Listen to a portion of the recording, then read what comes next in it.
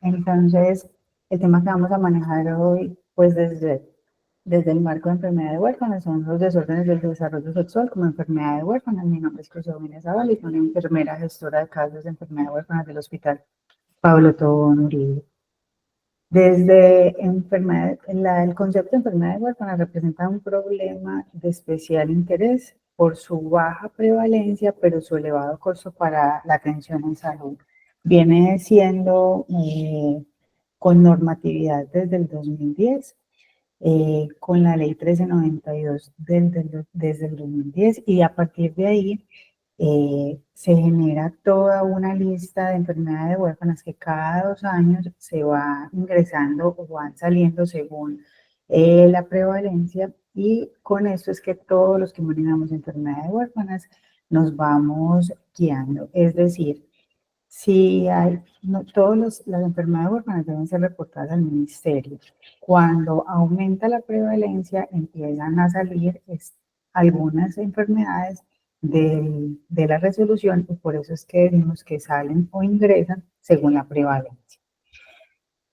¿Cuál es la definición entonces para esta ley? Las enfermedades son aquellas que son crónicas, debilitantes y son graves y con riesgo de muerte. La frecuencia normalmente para Colombia, porque va a cambiar dependiendo del país en el que estamos. Hay enfermedades que para Colombia son enfermedades huérfanas, pero para otros países no. Por eso es muy importante todas las políticas de salud pública, y por eso es tan importante el reporte y que todas las instituciones realicen los reportes para poder que tengamos unos valores y unos números reales, y que la prevalencia que tengamos en los estudios sí sea la que es. Entonces, la frecuencia para Colombia es 1 en cada 4.500 o 1 en cada 5.500 nacidos vivos.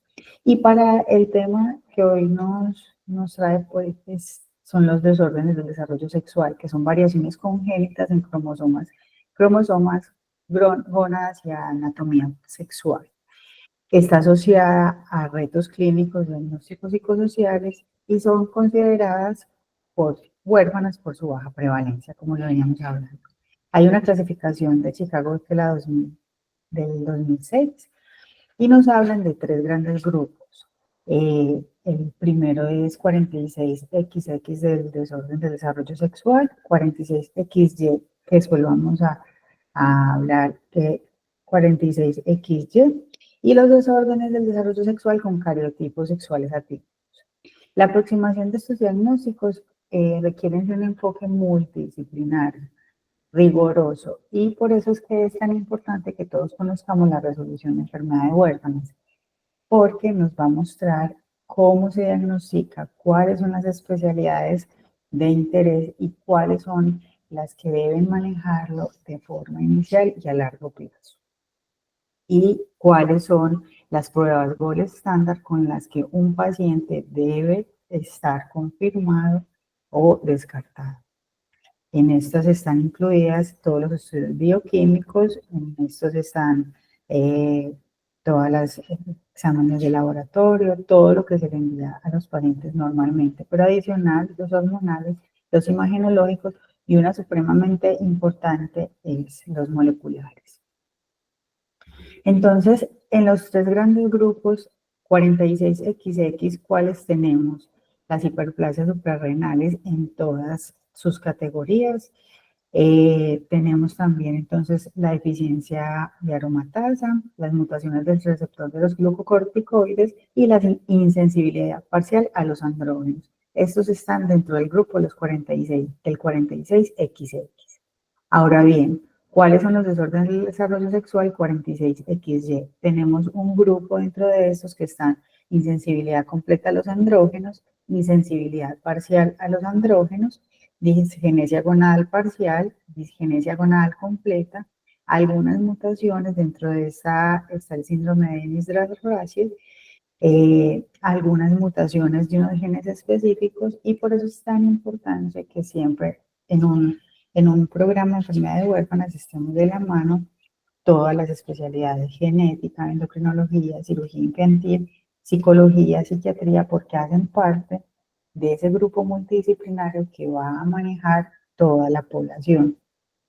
Y los desórdenes del desarrollo sexual, que es el cariotipo sexual atípico, entonces tenemos muchos mosaicismos, 45X, 45XY, y que tienen asociado la digenesia gonadal mixta.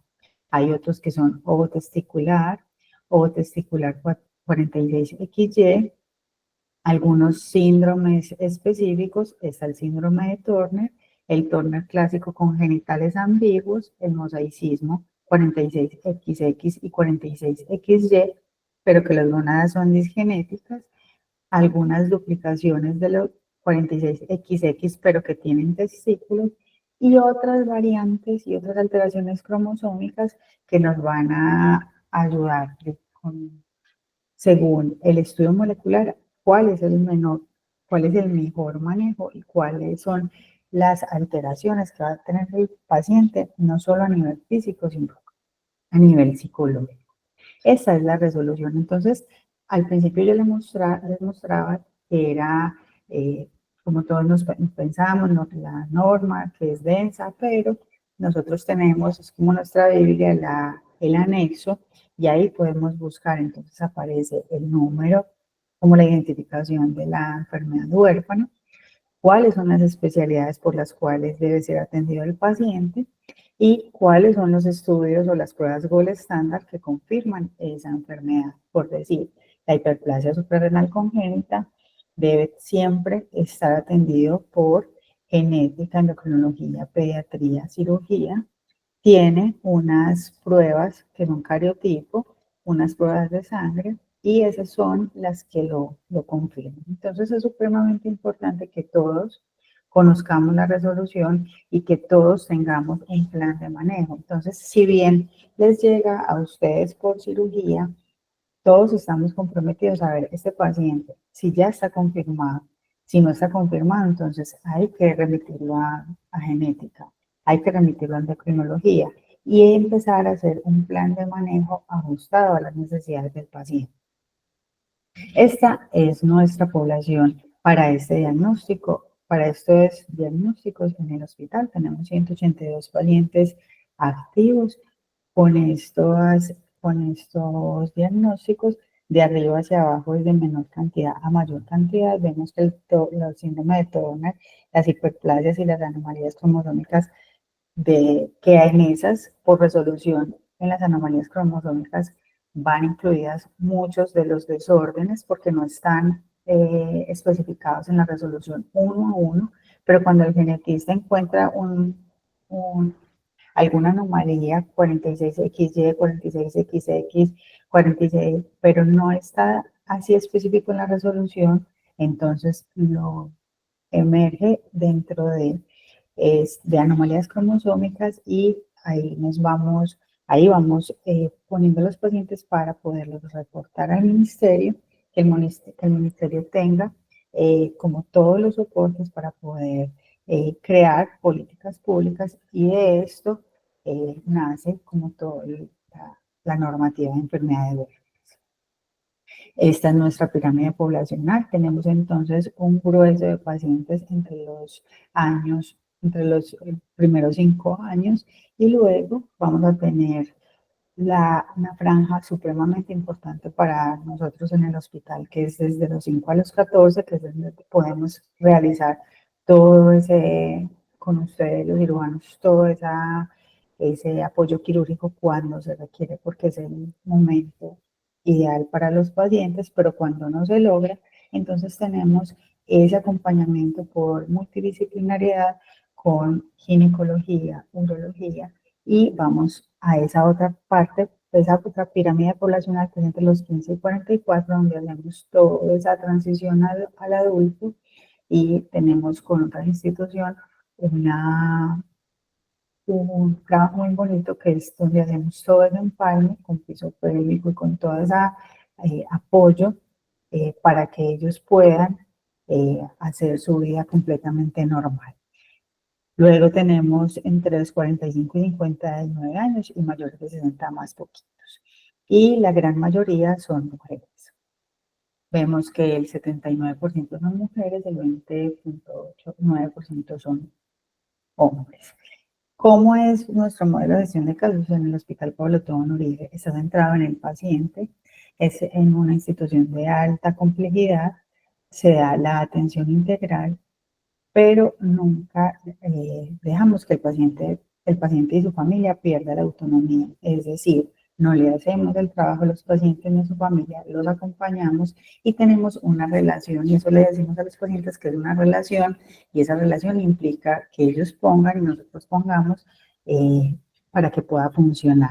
Además, que esto ayuda a la coordinación de recursos, porque si están en un modelo, en un solo lugar, en la institución que sea, va a ayudar a que los recursos no sean duplicados, es decir, que el paciente no tenga dobles atenciones por cirugía, dobles atenciones por endocrinología, que no tenga múltiples ayudas diagnósticas que a veces llegan con carpetas enteras, con estudios duplicados y definitivamente no era lo que se necesitaba. Entonces a eso va nuestro enfoque cuando hablamos de la coordinación del recurso, porque conocemos todos que el recurso es finito. Nuestro paciente es el centro del modelo y la coordinación en el hospital está diseñado o eh, está siendo atendido en este momento por la enfermera. Pero esa enfermera hace parte de ese engranaje de todo un grupo supremamente importante y que si ese grupo, pues el modelo de atención no funciona. Tenemos un auxiliar, tenemos secretarias que son las que hacen toda la parte del agendamiento. El médico general es quien apoya a los pacientes cuando tienen algunos síntomas, cuando hay que renovar los medicamentos, cuando hay que hacer algo adicional y en ese momento no puede ser evaluado por el especialista. Tenemos una persona específica de apoyo al usuario y una parte supremamente importante y valoramos muchísimo están todos los especialistas, médicos y paramédicos en pro de los pacientes, que a veces nos parece tan obvio tenerlo, pero no en todas las instituciones podemos tener staff multidisciplinario donde tengamos al psicólogo, al psiquiatra, al trabajador social, al cirujano, al endocrinólogo, al genetista, a la enfermera, todos juntos, a la abogada, definiendo qué es lo mejor para un paciente y cuál es el tiempo más adecuado y dentro de la legalidad, qué es lo más adecuado para ese paciente. Entonces, es muy importante que esa coordinación se vea dentro de un paciente y que ustedes en sus instituciones se pueda realizar. Esa coordinación entonces está centrada en la persona, al paciente se le hace un plan ajustado a necesidades, es diferente para cada condición y es una corresponsabilidad. Esa autonomía requiere una corresponsabilidad de los acudientes y de los pacientes ya cuando están adultos, porque ellos a veces piensan que desde el hospital se va a realizar todo y no. La corresponsabilidad es que ellos deben hacerse el tratamiento, la adherencia es supremamente importante, que se tomen los exámenes de laboratorio es supremamente importante, pero también que soliciten las citas a tiempo y que estén empoderados de su proceso. Tenemos una comunicación efectiva, es decir, con las aseguradoras. Es decir, para que el modelo funcione, sí o sí se debe garantizar el convenio con la AOI, con el sistema que tenemos, que es con las aseguradoras. Porque si no, no hacemos nada haciendo todas las órdenes, como la coordinación dentro del hospital, teniendo una buena comunicación con el paciente, pero si estamos desligados de las aseguradoras. Deben ser unos aliados en el sentido de que están en pro de los pacientes y que se les pueda autorizar los procedimientos, los laboratorios y los medicamentos del paciente. Tenemos la responsabilidad de todos los pacientes confirmados, reportarlos al ministerio con la prueba Gold estándar para que ellos puedan tener, para que el ministerio tenga la base de datos actualizada, pero también para que los pacientes por norma puedan tener los beneficios que deben tener, y es exoneración de copagos, dentro de sus alcaldías unos beneficios. Entonces, es importante para los pacientes, es importante porque a veces el transporte no es fácil, porque a veces tienen múltiples citas y es una condición difícil y los pacientes, esa población es vulnerable y hay que atenderla como tal. Los pacientes acceden al servicio de urgencias, es decir, cuando ingresan al modelo de atención, nosotros somos su IPS básica. Es decir, para su atención de su enfermedad huérfana, nos convertimos en su IPS básica. Nos convertimos en que pueden venir a nuestro servicio de urgencias y consultar urgencias y hospitalización si se requiere en ese caso. Y la atención médica es supremamente importante porque se hacen cuidados especializados, hospitalarios, ambulatorios y hay una multidisciplinariedad. Es muy importante porque apenas son vistos por cada una de las especialidades, es necesario que se reúna el grupo y decidan cuál es el plan que se va a seguir con el paciente y posterior a eso darle la devolución a los pacientes y sus familias para que estén enterados y para que sepan y que nos digan si están de acuerdo o no. Y si no están de acuerdo, pues validar cuál es la mejor opción y cuál es la mejor alternativa. La ruta de atención. Como hablábamos anteriormente, debemos tener como aliados a las aseguradoras. ¿Por qué? Porque sin esto no hay un engranaje entre lo que el paciente necesita y lo que le van a autorizar. Entonces, hemos tenido, por ejemplo, dentro del hospital acercamientos con múltiples aseguradoras, pero no ha sido posible. Entonces, si bien podemos atender a los pacientes y lo hacemos, no hay una continuidad en el manejo de la atención. Entonces, es supremamente importante que dentro de las instituciones se tengan los convenios establecidos porque es una exigencia común. Nosotros le damos a los pacientes la atención, las ayudas diagnósticas que se necesitan, las citas a tiempo, todo lo que el paciente necesita, pero la exigencia es mutua. Entonces, tú como aseguradora le tienes que dar al paciente los medicamentos a tiempo, hacerle los exámenes a tiempo, autorizarle las ayudas a tiempo. Entonces, ¿cómo ingresan nuestros pacientes? Hoy el modelo está con una sola aseguradora, que es la única que accede como a este convenio para que podamos garantizar todos la calidad y la atención. Entonces, la aseguradora, hay tres formas de que ingresen los pacientes. Un paciente, si ustedes lo tienen en consulta, entonces lo pueden remitir al hospital si es del asegurador con el que tenemos el convenio, o el asegurador si lo capta desde su sistema, también no lo remite, son las formas, o si está hospitalizado, desde hospitalización lo capta. Así ingresan nuestros pacientes al modelo de atención. Vienen a la cita, pero ¿cuál es la primera cita? La cita inicial, si es una hiperplasia suprarrenal congénita, si es trastorno de los andrógenos, si es un Turner, siempre va a ingresar por endocrinología, luego tiene una cita con genética, luego tiene una cita por cirugía y luego en todo el camino va a tener la cita con psicología, psiquiatría y una vez lo han visto todos, se hace el staff multidisciplinario. Se generan las órdenes, desde el modelo de atención se envía al asegurador para que se generen todas las autorizaciones de las resonancias, del calpograma, de todo lo que el paciente requiere al momento. El asegurador tiene la responsabilidad de darnos las autorizaciones para el hospital. Desde el hospital programamos al paciente, el paciente, ¿cuál es su responsabilidad? Hacerse los estudios, hacerse los laboratorios, tomarse los medicamentos, ser adherente con el medicamento y pedir su cita de control. Cuando ya el paciente vuelve a su cita de control, validamos que tenga todo lo que el médico le ordenó y hacemos todo ese seguimiento. El paciente se comunica con nosotros por diferentes canales de comunicación. Ahora bien, la integralidad es completa. El paciente ingresa a consulta externa, hospitalización, urgencias, hacerse los exámenes de laboratorio, ayudas diagnósticas y si requiere algún tipo de intervenciones quirúrgicas, será realizado dentro del hospital.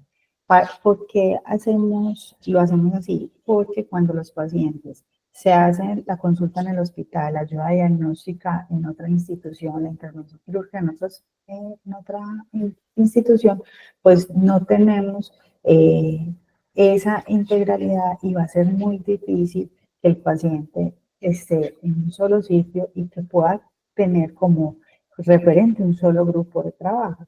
Ahora hay casos muy específicos donde hay que, para los procedimientos quirúrgicos, hay que derivarlos a otra institución y eso es válido. Hay procedimientos que no hacemos o hay ayudas diagnósticas que no hacemos y eso es lo bonito, que si no tenemos eso, pues también lo pasamos pues a otra institución.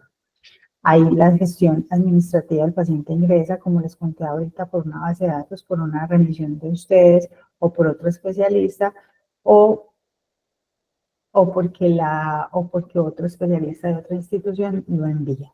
Se hace una historia clínica, se hacen staff, se han realizado comités de valoración para poder decidir qué es lo mejor para un paciente, se hacen reuniones académicas y rondas hospitalarias cuando los pacientes están de modo internado.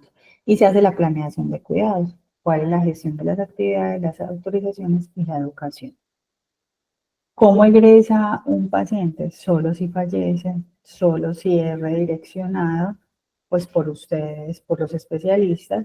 Si el paciente decide no regresar, en algunos modelos sí hay resolución de su enfermedad, pero como vimos, las enfermedades huérfanas no tienen cura, entonces solo si declinan la atención, saldrán del modelo o si se descarta el diagnóstico. El paciente entonces tiene una corresponsabilidad, unas responsabilidades propias, solicita la historia clínica para poder saber qué es lo que, cómo fue, cuáles fueron los acuerdos que llegaron con su tratante, solicita las citas de control y con nosotros conversamos cuándo es el mejor momento para hacerse los exámenes, cuándo es el mejor momento y cómo se debe tomar los medicamentos, hace la transcripción en su EPS de sus medicamentos y los exámenes de laboratorio, porque recuerden que las intervenciones, las ayudas y demás lo hacemos desde el modelo y lo programamos y mantiene actualizados los datos personales. ¿Cómo es el cuidado desde la multidisciplinariedad entonces? Hay un enlace continuo con endocrino, genética, cirugía, psicología, psiquiatría y trabajo social, porque queremos que el paciente esté empoderado y tener una autonomía, y eso solo se logra cuando se ve un grupo consolidado. Se hace seguimiento de la gestión y de las citas. Hay una transición supremamente importante cuando el niño o la niña va llegando a los 12 años. Entonces, 12, 13 años, comienza la intervención por ginecología. En ginecología hace todo ese abordaje inicial y cuando llega a los 15 años hacemos una transición a un empalme con un grupo que tenemos establecido con otra institución y es un empalme con el grupo de piso pélvico para poder hacer ese acompañamiento por ginecología, urología y todas las terapias que ellos requieran cuando previamente han tenido algún tipo de intervenciones quirúrgicas o si apenas se van a someter a ellas, porque hay unos casos en que no pudieron ser intervenidos a temprana edad. Ahí se hace la evaluación de signos de pubertad y complicaciones que como grupo se define qué es su mejor alternativa y se está realizando todo el tema de la medición de calidad de vida. ¿Cuáles entonces esperamos que sean los efectos del modelo y qué es lo que hemos visto? Entonces, que se disminuyan las hospitalizaciones y las urgencias, que se mejore la calidad de vida y que se sientan acompañados y respaldados. Y nosotros dentro del modelo tenemos como premisa que nosotros no vamos a cambiar el mundo, pero sí la vida de cada ser humano que tocamos. Muchísimas gracias.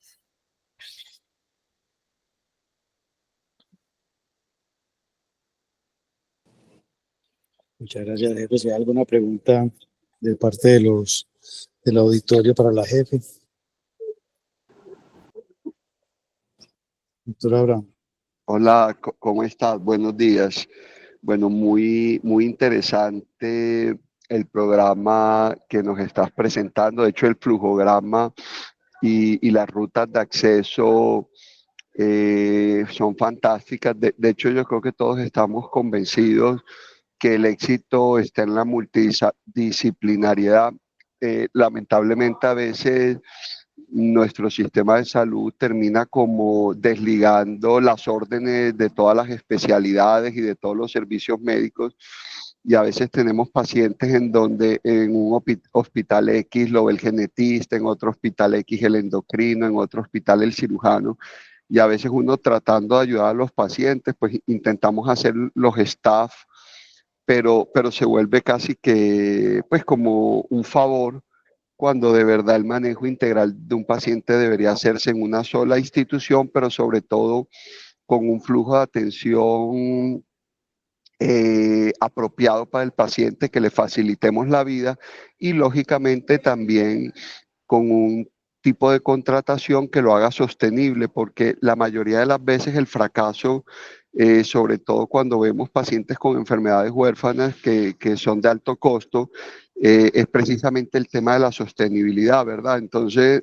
como institución, uno requiere altísimo personal especializado, métodos diagnósticos costosos, y a veces las tarifas se reducen a una consulta normal del mercado, y claro, eso hace insostenible en el tiempo los diferentes programas. Entonces, la pregunta iba dirigida a eso: ¿cómo han logrado en el tiempo mantener sostenible tanto la ruta de acceso del paciente como la sostenibilidad económica? La verdad no ha sido fácil, no ha sido fácil porque hablaba desde el principio que se debe tener para nuestro sistema de salud, el convenio claro con el asegurador que decida hacerlo. Y el que decida hacerlo, pues hay unos requisitos, ¿cierto? Entonces, nosotros como hospital decimos, venga, nosotros vamos a recibirle a la población, que es completamente difícil en todos los sentidos, psicológica, familiar y de manejo especializado. Entonces, deben permitir que dentro del hospital se realicen las ayudas diagnósticas, las cirugías, las consultas al, al costo que tenemos dentro del hospital. Entonces por eso decimos que solo a hoy tenemos el convenio con una institución, así sea normativo, o sea, todas las EPS deben tener sus pacientes con modelos y en instituciones de cuarto nivel, pero no todas han accedido a lo que realmente necesita el paciente, ¿cierto? Entonces, sí, es muy complejo, es difícil y hemos tenido tiempos muy difíciles, claro, para poder garantizar que el paciente esté acá, esté con las atenciones que requiere, con las ayudas y con todo lo que requiere, pero ha sido un gana-gana. ¿Por qué? Porque cuando la institución, cuando las EPS dicen, no, ese lugar tiene ciertas tarifas, sí, pero es que te van a hacer una sola resonancia. En cambio, si tú lo mandas a toda la Medellín, entonces le van a hacer 20 resonancias sin sentido, lo van a ver 20 endocrinos sin sentido, 20 cirujanos, que al final todos van a concluir en lo mismo que necesitaba el paciente, ¿cierto? Entonces, cuando hemos necesitado, venga, se necesita un staff interinstitucional, se ha realizado, y cada institución debe facturar al costo que lo tiene, ¿cierto? Pero así lo hemos manejado, o sea, realmente no ha sido fácil, pero así se ha garantizado que el paciente tenga lo que requiere, en el momento que lo requiere y cuidando de ese recurso, ¿cierto? Sí, la última pregunta que te tenía era con el tema de medicamentos de alto costo, sobre todo enzimas o en mucopolisacaridosis o medicamentos en enfermedades de depósito, que son, pues, la verdad, locamente costosos, absurdamente costosos, y a veces con las aseguradoras pasaba mucho que ellos colocaban el medicamento, pero al hospital le toca hacer todo el protocolo y solo pagan la aplicación. No sé si los medicamentos los están suministrando ustedes directamente de la farmacia al valor que ustedes tienen tarifado o si lo sigue colocando la aseguradora y el hospital solo cobra la aplicación. Eso parece algo muy superficial, pero desde el punto de vista de sostenibilidad simplemente hace la diferencia. Para los medicamentos de alto costo, en el hospital solo administramos uno y se hace lo ingresa al hospital porque el hospital con los medicamentos es supremamente estricto y lo hace como lo hace con todos los medicamentos, es decir, no permite que ninguna institución ingrese el medicamento y lo hace el medicamento, la aplicación, todo, pero solo con un medicamento que es para atrofia muscular espinal. Para el resto de medicamentos y enfermedades huérfanas, es decir, Buruzumab para raquitismo, Trikafta para fibrosis quística, y el resto que tenemos, ¿cierto? Es el SURA, que es el asegurador con el cual tenemos el convenio, tiene su centro de aplicación. Entonces, lo que nosotros hacemos como hospital es hacer el staff de formulación. Nadie en este hospital tiene la autorización de formular un medicamento de alto costo en una única consulta. No.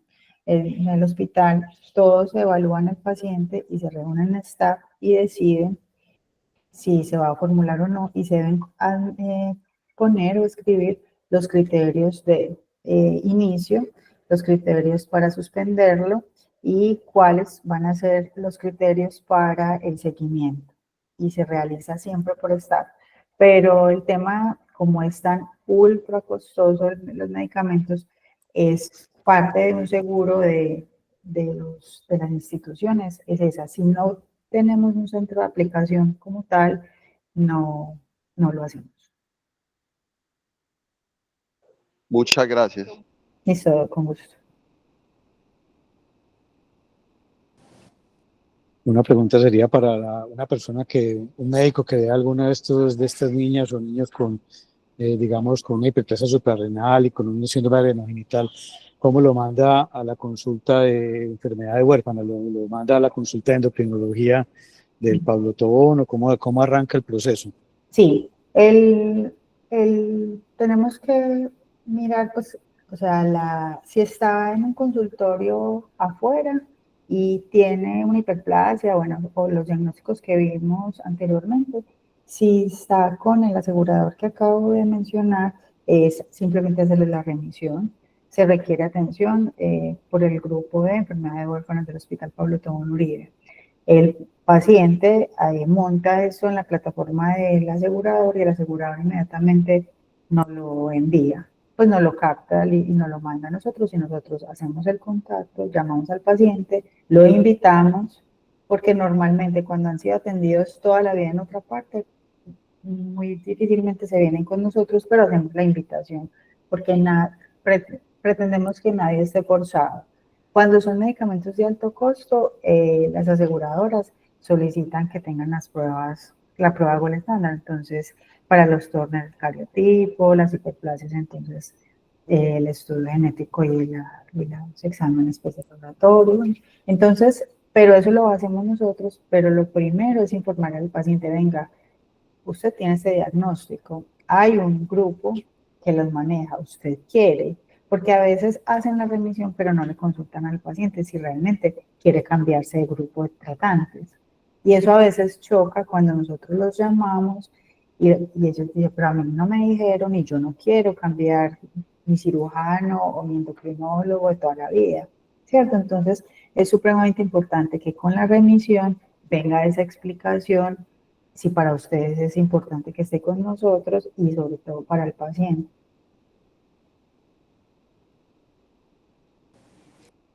Bien, muchas gracias. ¿Hay alguna otra pregunta?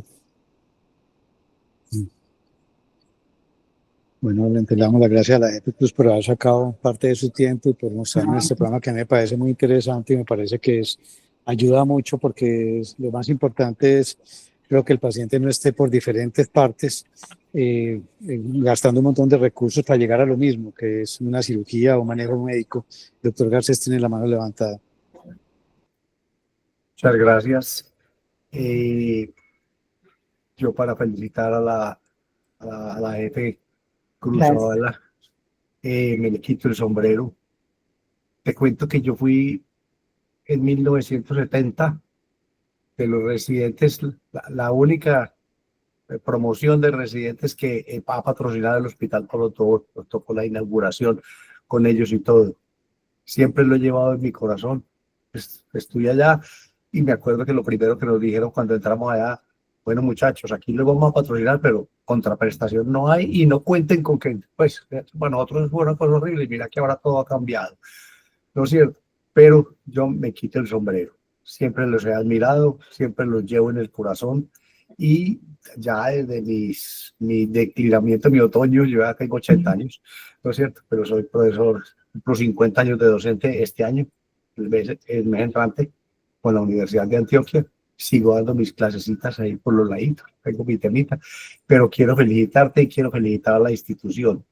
Veo que el trabajo, yo no diría interdisciplinario, transdisciplinario. Nosotros nos vamos a tener que meter aquí, miren que tenemos abogados, necesitamos financieros, necesitamos todo. Yo creo que el término interdisciplinario debemos, porque primero era multidisciplinario, entonces era uno más otro, ya que va, pero ya esto es transdisciplinario, ya viene la jurídica, viene una cantidad de cosas, es una cosa generalizada, y estoy de acuerdo en que haya un grupo centralizado para estas enfermedades en las ciudades. Qué dicha contar con un grupo como ustedes y los llevo en el corazón y las felicito y felicitaciones a la institución y qué belleza de labor. Yo ahí le tomé unas foticos, sobre todo la resolución, aquí del pantallazo para guardarlo en mi archivo y tener por si algún día alguien me pregunta, pues yo poder decir qué es lo que es, porque pues no estoy actualizado en el tema. Pero felicitaciones de todo corazón. Muchas gracias, doctor. Muchas gracias. Muchas gracias a todos, al doctor Garcés. Entonces, la próxima mes le celebramos los 50 años, nos dice a ver para la reunión. Gracias, jefe Cruz, y gracias a todos. A ustedes por la invitación. Muchas gracias. Hasta luego.